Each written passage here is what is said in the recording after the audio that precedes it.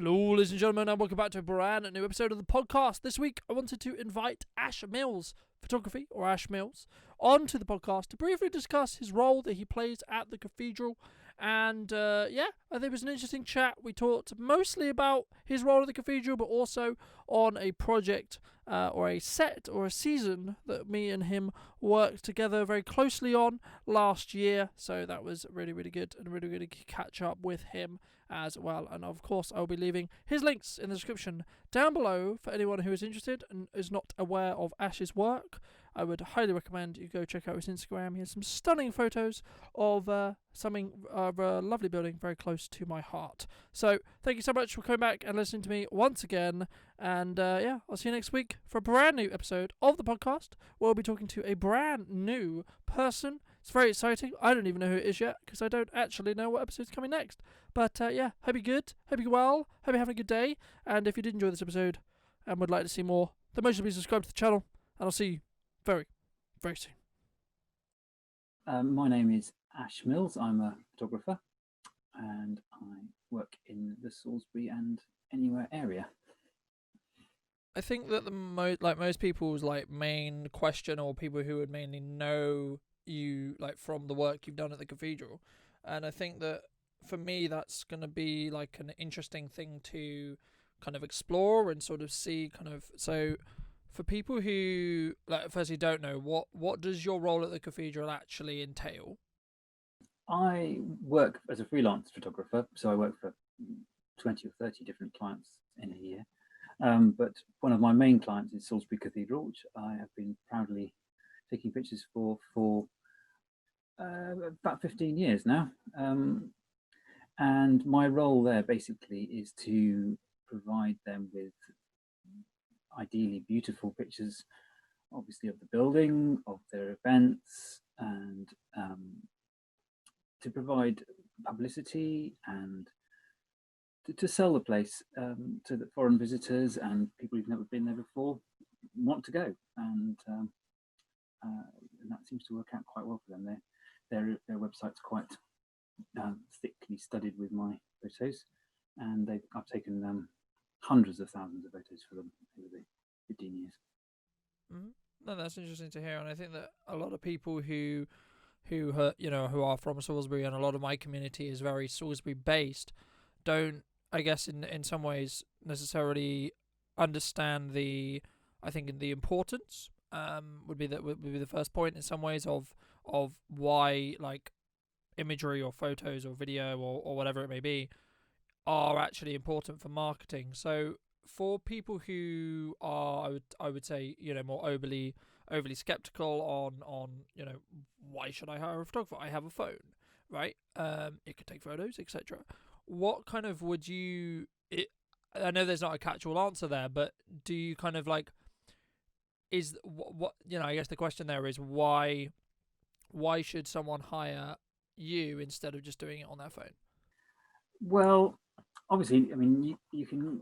The most important thing about photography is being in the right place at the right time, in the right way, and you can do that with an iPhone, and you can stand in the right place and frame the right shot. And nowadays, you can capture some brilliant shots on an iPhone, and they look, can be really, really good. But it's sometimes you want more than just one image, and sometimes you want to capture the whole story. And the story might be wide, it might be a close-up, it might be a split second, it might be a split second of something that's happening way over there, just for a small moment of time in a dark space. And times like that is when you need the skills of someone who's used to holding something still, or moving quietly from place to place, or having the right lens on the camera at the right moment. And it's a combination of all of those things that gives you a consistency of results. And so you turn up prepared with all the right gear. Do you have a specific, because obviously earlier in this conversation you discussed that you had been working with the cathedral for 15 years or so.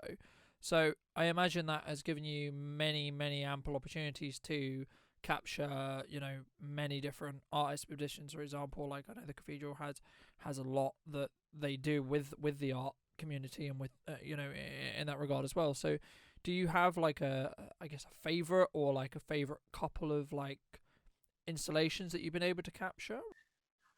Um, as you say, there's been a huge range of things happened over the years. I mean, the buzz of a royal turning up is hard to beat. When the Queen turns up with thousands of people, and you feel the pressure of being one of the few photographers who's allowed to follow her around and stand in places where you can't normally get to, and that's the thing that's very exciting. But I possibly covering the more personal things, slightly more my style. I'm not great at wanting to be right front and center in front of 10,000 other people who want to see over your shoulder. I feel like I'm trying to skulk so that everyone can see over my back. Whereas some photographers are probably a bit more confident and just say, "Oh, I'm a photographer. I'm going to stand here," and possibly be more pushy about getting that amazing photo. But I prefer. I mean, like when VIPs come and go behind the scenes and creep off and talk to people, and that's the thing's much more interesting, really. And the Archbishop of Canterbury coming, or Desmond Tutu came, or these sort of people are amazing. But I think I also really enjoy doing things like the art installations that come. Had some incredible artists over the years. At the moment there's Henry Moores and all sorts of things in the close, but over the last 15 years, there's been hundreds and hundreds of beautiful pieces of art. And capturing an artist, especially when they're alive and they're there, capturing an artist's work in the space of Salisbury Cathedral. So you're trying to sell the art, you're trying to sell the cathedral, you're trying to get the light right, and you're trying to make the artist feel like you've captured their work of their piece that they've spent years making, whatever, to try and capture that as beautifully as possible. You can please all of those people and make a picture that you quite like. That's probably my favourite thing. When an artist comes back to me and says, "Oh, I love how you've captured my whatever it is." Whatever it may be in the installation itself. That's a brilliant feeling. No, that's interesting. I think a lot of photographers would agree, and also a lot of photographers would see kind of the appeal of that as a as something to do, and something to make a career out of, so to speak. So I think for me, like the most interesting point, I guess, was how did you kind of go about approaching the cathedral to be their photographer? Well, I never really approached them to try and be their photographer. I sort of moved sideways in photographing there. I mean, I had a friend who was singing there and making music there already, and involved in the choirs and things there, and just sending in photographs that they liked. And I got an invitation to come and join the then PR people then, and was able to be right at the back of the service, tucked away very quietly, and just gradually worked my way in. I mean, basically taking pictures inside the cathedral as something that's relatively new. I mean, during services and things, partly because cameras used to click loudly and were very unpopular, but partly because people just weren't used to having a bod standing there snapping away while they're trying to do something very spiritual, calm. And it takes a certain mindset as to know when to not come in for a close up just as they're about to do something meaningful, or knowing when to move, when not to move. What pauses in the music are good, that sort of thing. So it's been a slow process to get to the sort of access we've got now, because everything in a cathedral moves slowly, and that's kind of part of the appeal, that cathedrals haven't changed a huge amount over hundreds of years. And that's what people love about them. The fact that they wear crazy costumes and sing Latin and burn a lot of incense, that sort of thing. People love all that, and it's part of the process of worship and putting it all together. And if you can capture photographs that encapsulate a service, it's that's a lovely feeling to capture something that you think that people see their photographs and think, oh, that moment when I was made into a deacon or something, it just captured the light, and the beams of light were coming through the window, and the thing is just balancing on my head, and it's just all perfect. That's a great feeling. And I inevitably take way too many photographs of most of the things I go to the cathedral to take, because inevitably there's something else going on. The light just at this moment is just doing that, and I've not seen it just like that thing, and you end up sending in 200 photographs to the cathedral for an event that they probably only wanted 5, because they're not going to use 200 photographs. I'm forever being told, just our archive is bursting with images. So it's I probably need to be a bit more selective. I waste a lot of time processing all these pictures as well. But yeah, I mean, I think it comes back to the kind of like the passion and the goal and the the love for doing it as well, because for like you may overshoot, I guess. I mean, like I've done this on events, and I'm sure anyone who's shot an event will know that. But it's in that mindset of going, well, you never know what you're going to keep when you're in the moment of keeping it. Yeah, so my background is in television, where particularly the documentary side of things, where you would always, you get the establishing story, and you get the close-ups, you get the details, and you would then pass the rushes on to someone else, and they would piece it all together and make a story out of it. So you want to have the coverage, and moving from documentary TV stuff into stills, I very much carry that same mentality. The importance of a decent establishing shot, the importance of a decent detail, the importance of capturing reactions to things, the people, and the range of angles as well. Yeah, absolutely. I think it's also one of the best ways to kind of share emotion, I guess, and kind of articulate the story you're trying to tell in the best way. Can be sometimes sometimes it's better as a wide, sometimes better as a tight, etc., and sometimes or a mix of those in regards to when it's like stills imagery and trying to tell a story through stills. But the same would be true of video as well, in that respect as well. So how was, like, because obviously at the time of recording we're at the start of the second lockdown, but let's wind the clock back to say the first lockdown a bit, because I think that's going to be very similar for a lot of people, and I think there's going to be quite a lot of relatable, I guess, advice that that could come from that. So how was kind of first lockdown for you, and what you do kind of affected? So I had a huge calendar of work booked for 2020 in the summer, for a range of new clients, and I had a load of weddings and all sorts of things. And the lockdown was pretty disastrous, really. I mean, it must cut me back to 90% of my work was cancelled, I suspect. I was able to carry on in a limited way, finishing projects for people, video editing things. But 90% of my work went away, and it became very quiet. And I spent a lot of time exploring the countryside and being at home with family, and becoming a bit of a hermit. But yeah, so I didn't do a huge amount of business expansion or training myself to learn new skills. I had lots of intentions of learning something new, but I just cracked on and got through it. Did you find that you were able to, or you ended up doing bits of work, whether that was like putting up Zoom calls, or helping people with like how to articulate themselves on Zoom calls to still create content, or etc.? Was that like stuff that you were briefly like doing during lockdown, or was that not something that you ended up actually getting around to? Because I know some other videographers and some other photographers were kind of in that space, and were like kind of like helping choirs and etc. Yeah, I did a certain amount of helping for things. I mean, I did a lot of video editing. We had my son's in the cathedral choir, and he had a lot of video work that he had to be filmed doing in order to be put into these big choir things. But I wasn't editing this as such.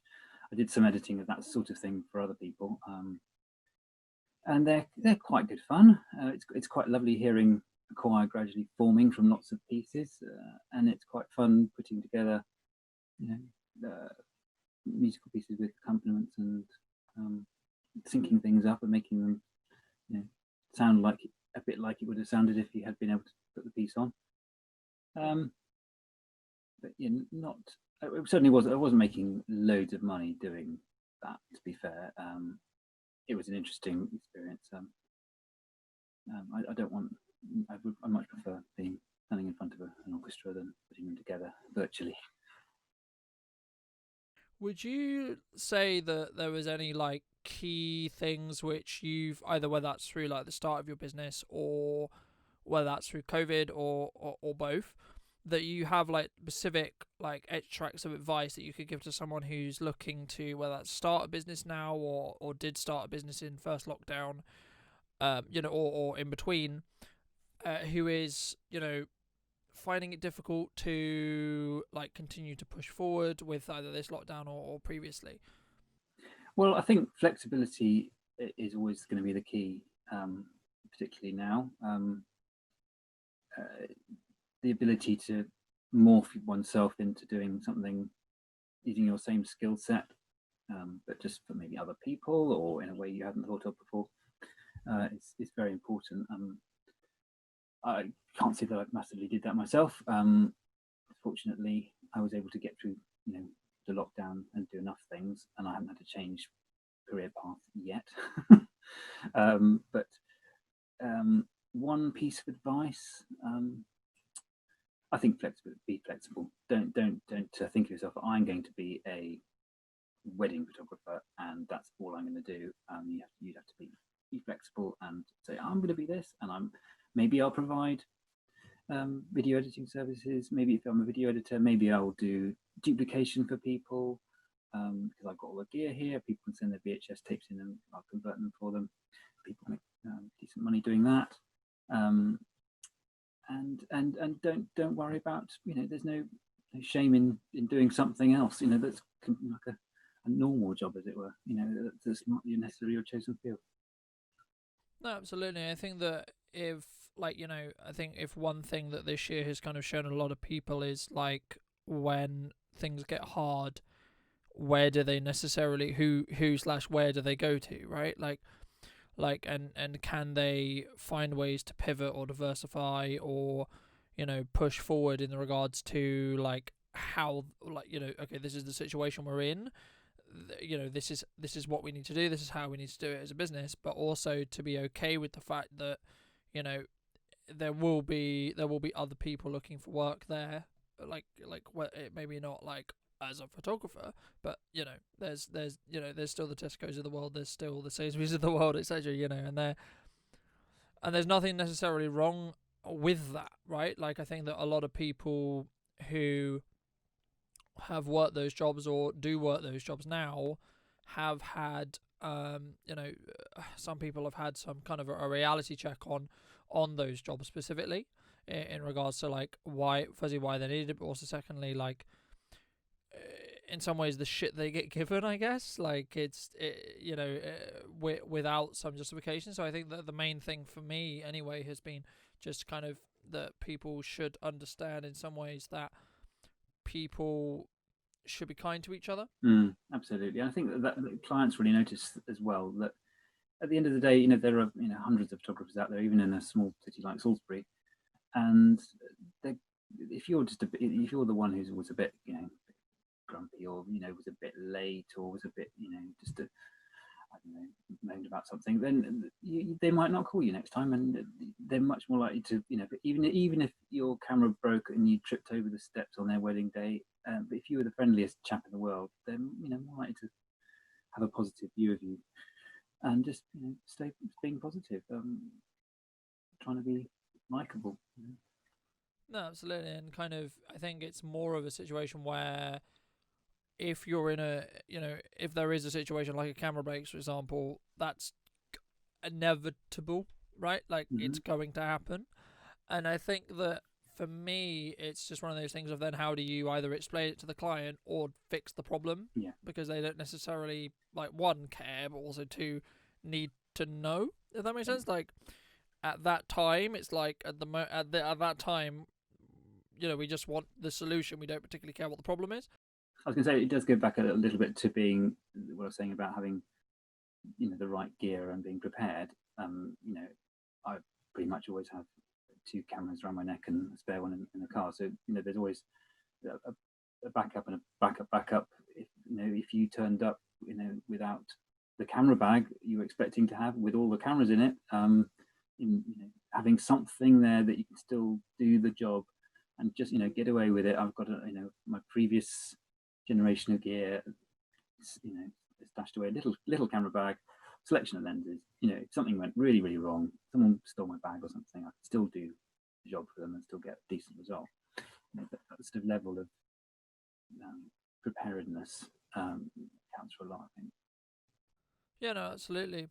I think for me, like a really magical event, I'll put it that way, for me was Sarum Lights. Now, I know that you are obviously down for the cathedral and capturing that for the cathedral.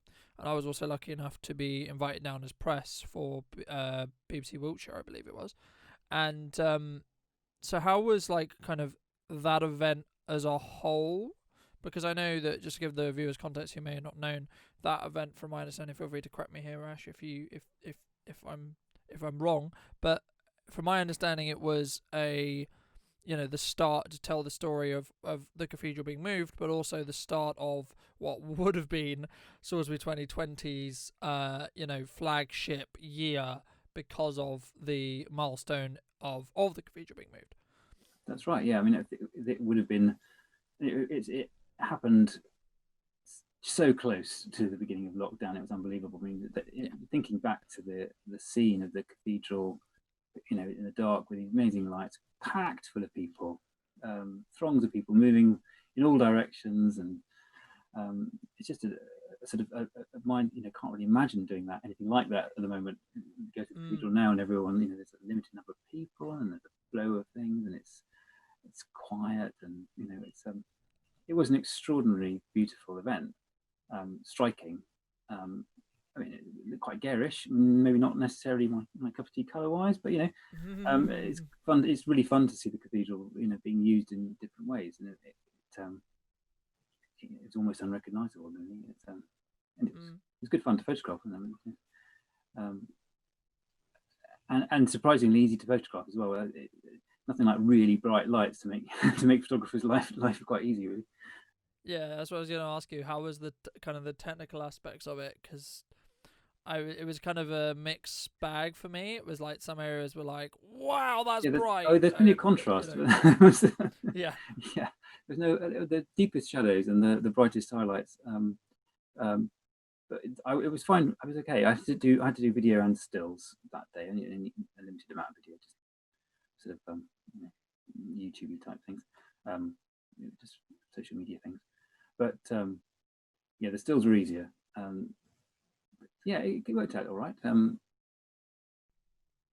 How did you find kind of I've quote unquote got to do both, because I think I get asked this all the time, and in most cases I don't like to get hired as both. I don't like doing both. Ideally, it does my head in, frankly. I mean, I can, I'm not saying I can't do it. I'm physically capable of doing both, but it's very different to just capture that 15th of a second moment and then move somewhere else, to hold a shot for long enough just to let the person get through it and leave the frame, and then you're thinking of the next shot, and you want to be, the continuity and the framing and the motion, the eye lines, and it's a completely different mindset. And you just go back to doing stills, and you think, well, right, I just need that, and you move on to something else. And technically, I mean, the cameras nowadays are amazingly good at doing both. To be able to just switch between, really quite high quality video on a stills camera, or vice versa. I don't anymore have a dedicated video kit. I used to have a video kit. Actually, no, I just still haven't got a Blackmagic kit, but I don't use it hardly ever. Mostly it's stills gear that's repurposed. But yeah, it's hard doing both. And if you want to do video properly, you want to have decent sound, and you want to have the camera supported or floating or moving in a nice way. You don't just want to have it strung around your neck on a camera strap. You want to make a bit of an effort, really, and not just so you look more professional, although that was obviously very important. It's got to be, gear's got to be black and shiny. But absolutely, yeah. Ideally, like Ari on it or something, just keep the standards. And if it's not actually Ari, just buy an Ari sticker and stick it. Absolutely, because that's instantly how it makes it better. Yeah, I mean, half my cameras used to have black tape over them, covering up the embarrassing, brand that no one else seemed to have. So, but I learned that from a Magnum photographer, so I'm not shy about that. No, that's interesting for me because Sarum lights. I've told the story once or twice, but for me it was very interesting because of course that day it decided to rain really, really hard, and yes, so I decided to have fogged up lenses halfway through, which was interesting. I think I ended up bumping into you about halfway through, going, "Oh yeah, my main lens is like completely fogged up. It's over there. Hopefully, we did another job together, didn't we? We did the thing for Salisbury Council. I can't even remember what the event was. It was Christmas. It was Christmas last year. Oh yeah, Christmas. I remember Christmas. Because you were. Oh yeah, Christmas. Oh yeah, but we could do that. Yeah, we'll have that another again someday. And that was absolutely pouring with rain. When they were performing on stage, and I remember you. Yeah, that was a light turn on. Yeah, trying to wring the water out of your lenses, and it was absolutely drenching. But yeah. Yeah, that was definitely an interesting year. It just like for every single day up to the light turn on, it was bone dry. The one day when we actually had like, okay, it's an event time and it's now going to tip it down with rain, So yeah, no, that was definitely interesting. How did you find, talking about Christmas last year, because as far as I'm aware, you were hired as the Christmas photographer by the council, I think? Yes, that's right, yeah. How did you find that, like, situation, approach, the whole Christmas kind of thing last year? Because obviously we won't be having that this year. No, from a photography standpoint, but also just from yourself personally. It was really fun being the photographer capturing Christmas for the council. Got to meet Santa and see Santa's grotto. And I did quite a lot of ice skating. Well, I didn't do it. I watched a lot of people doing ice skating. I'm terrible at ice skating, and I wouldn't want to try it with my camera in my hand. Yeah, but it was fun, and I quite like the Christmas spirit, and there's a mulled wine taste to everything, and I love it. And so trying to capture all that in frames is great fun. I mean, you can't really ever do it with Christmas photos. Everything can have twinkle in the background, and everyone can look rosy cheeked and jolly, and it's great. But that's the best thing about a lot of event photography, is that all these events are designed for fun. So you can basically go to an event and you can ignore everyone who's having a rubbish time to photograph because you don't want to see them, and you just focus on all the people who are having a nice time. And I find myself grinning through the lens as I'm taking the pictures, and then later on when I'm editing the photographs later, I'm looking back at all these smiling faces, grinning at the screen inanely, like like as if they're going to smile back at me, which is lovely. And that's I guess that's why funerals aren't so popular for event photographers. They're not so jolly, but yeah, no, absolutely. No, I think it was a very interesting year for Salisbury in regards to like what the market actually did, but also just from a content perspective, because from my understanding, it was one of the first years that I would say personally that Salisbury as a whole has done content the way it should be done every year. In regards to, for example, I was hired down to do video for the entire period, you were hired down to do stills for the entire period, etc. So, it was like you're actually utilizing the event properly to actually use it as a marketing material and gain marketing material from it. It's just a shame that COVID decided, no, we're not going to be able to use any of that this year because we're not. Yeah, I'm photographing the Christmas tree trail around Salisbury this year.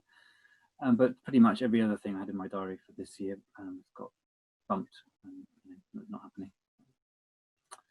Yeah, it's a shame. Yeah, absolutely. I think I hate bouncing back to the cathedral all the time, but it's just one of those things that for me, like one of the main things when I'm trying to think like the first set of images I really saw of yours, but I want to say it was the Darkness into Light like set of images. Just to give the listeners who don't necessarily are not aware of what the Darkness into Light event is, could you, just from your understanding, give a brief kind of synopsis of that event, and then we'll kind of jump into the imagery a little bit.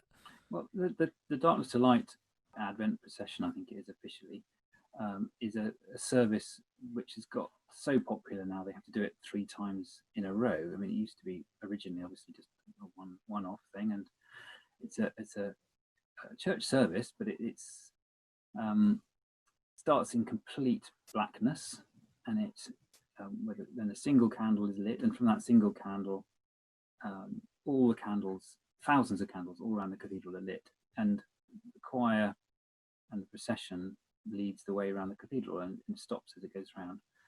And as it goes, the lights gradually build up. There's a team of people with tapers who are lighting candles, and it's incredibly beautiful. And it goes so quickly if you're trying to capture it.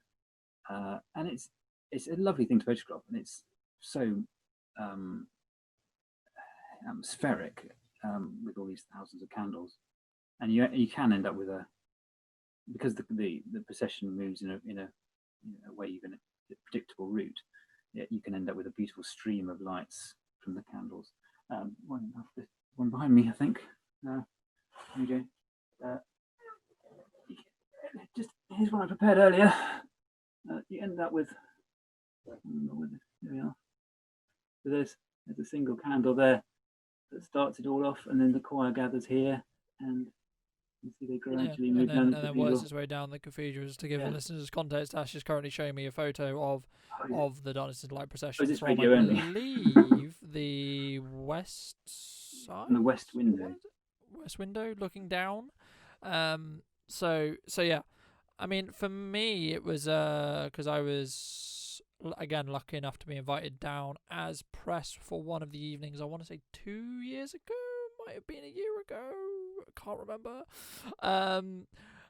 But yeah, I mean, for me, it was one of those kind of like iconic, like very Salisbury, very, obviously the cathedral is a big part of Salisbury, but for me, it was one of those kind of like wow factors, wow events, especially from a photography standpoint. Yeah, it's an amazing experience. And every year, a few members of the press are able to be there, and obviously you can't have too many people because it's not distracting having people there, but people in the congregation do slightly notice it, and the more people you have up there, the more chance there is of a stray lens cap making the biggest noise in the world in the quietest service, which would obviously be quite.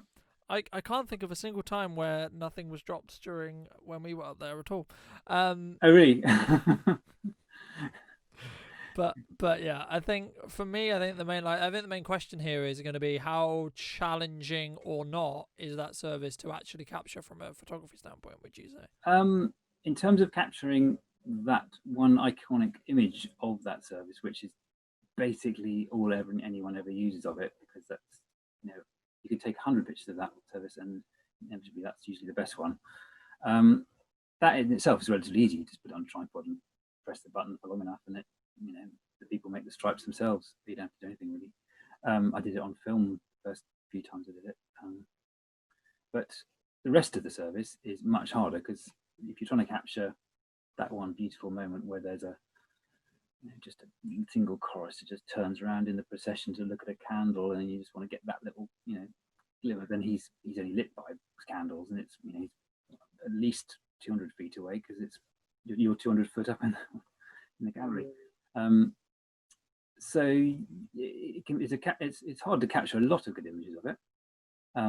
It's really hard to capture on video, because obviously video cameras are you need to have enough exposure for the shorter frames, but it can be done. And I remember the first time I tried to video it, I was on an old Sony video camera, and you had to engage the slow shutter, and the Sony cameras can still do, the sort of like videoing, but with like an 1/8 of a second shutter, and everything that moved was blurring as it went past. It was quite nice actually, but you couldn't see anything at 30th of a second. It was just too dark. Yeah, it's a challenging one just because of like people think when they look at candles, oh, they give so much light off, but from a camera perspective, they don't. Like, it's actually very dark. Like, and it's but I think for me, like, the long exposure style of imagery is what kind of where that event sort of gets its photography prowess, I guess, would be. Especially is like the iconicity of the building, and then also just the how it actually looks, in it's very, I guess, streamlined or It's quite symmetry symmetrical. wise as Yeah, well. it's quite. Yeah, it always annoys me that the loop doesn't actually. Um, isn't actually quite the same both sides, but it's near enough. um, but yeah, I've tried to get it from other angles with limited success because there's nowhere else you can really get it from and get quite such an iconic angle. I mean, theoretically you could do it from the other end, but to get to the other end up high is a major technical deal because there's no walkway there. You're just standing over 80-foot drop, whatever it is. So yeah, one day I'll try and get one from the other end, but it's a bit of a deal.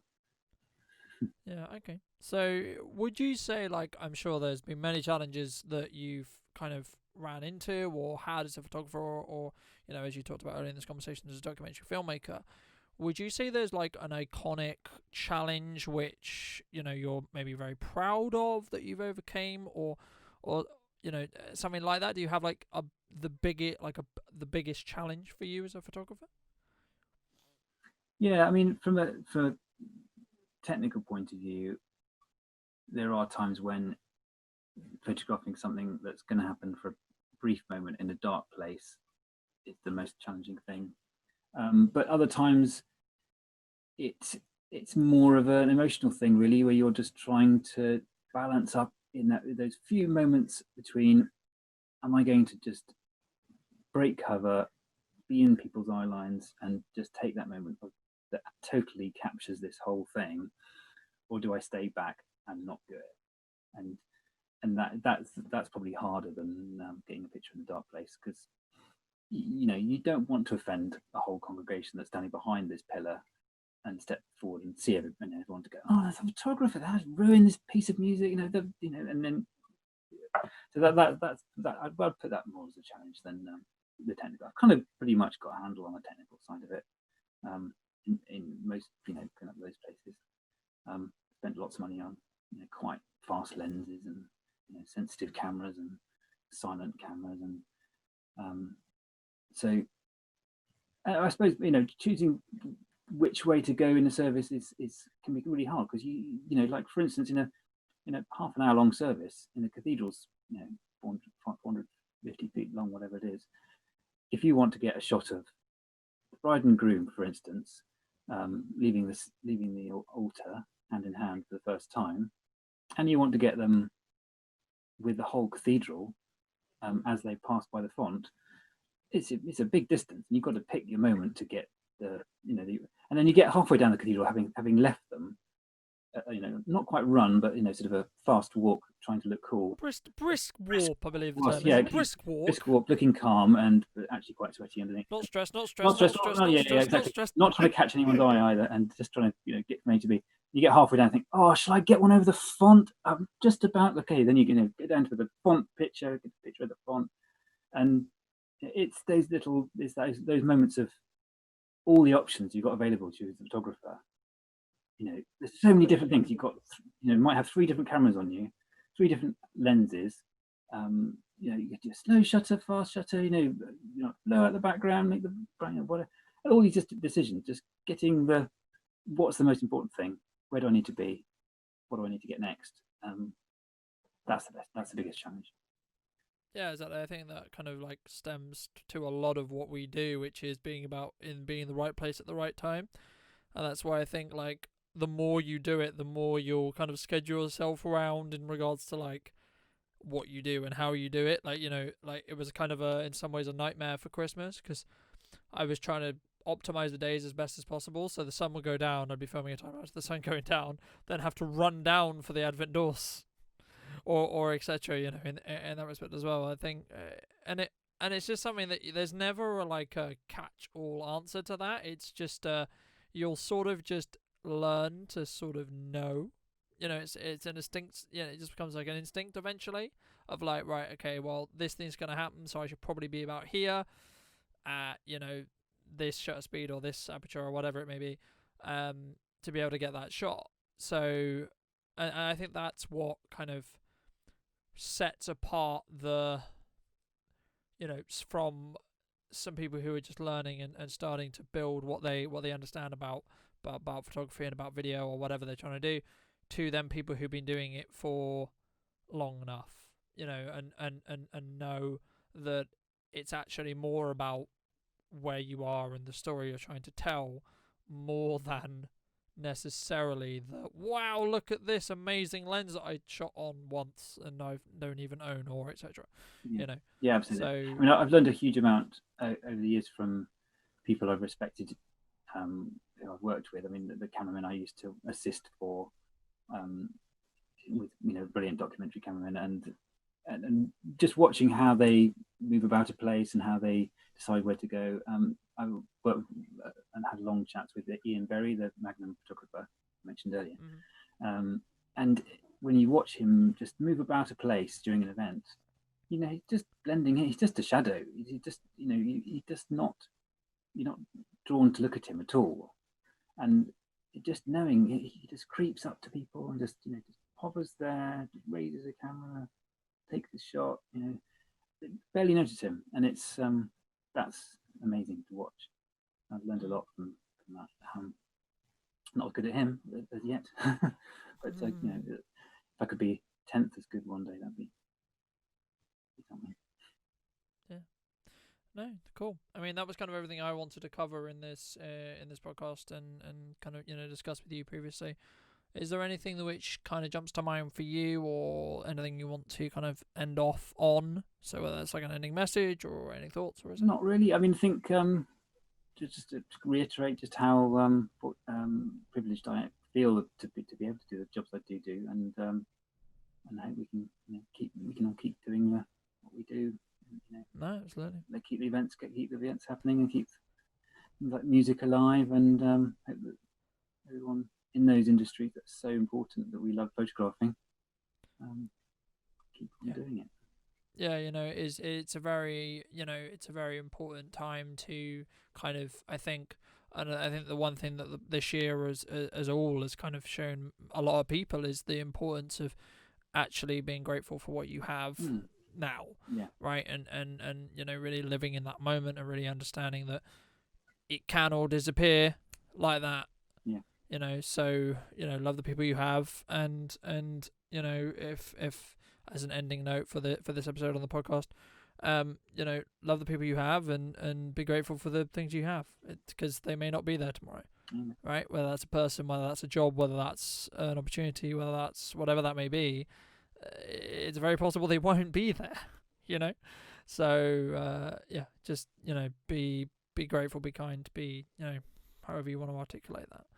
But yeah, for people who are interested, who obviously the Cathedral's website is one of these, but for you, your work personally, like, where can people find you? Where can people, you know, people who are looking to hire you, etc.? Ashmills.com is my website for my mostly photography work, but on Instagram it's Ashmills Photography, and Twitter is Ashmills Photo, and Facebook is Ashmills Photography. So yeah, Ashmills Photography should find me if you search for that. Cool. People do. Well, thank you ever so much for coming on and taking the time to, you know, have this conversation with me, and I hope it was enjoyable. Absolutely, yeah, always good to talk. You know, so yeah. Cool. Job done. Thank you so much, guys, for joining me once again on this episode of the podcast. I was joined by Ash Mills, as you would have known by now. I hope you took some value from our conversation.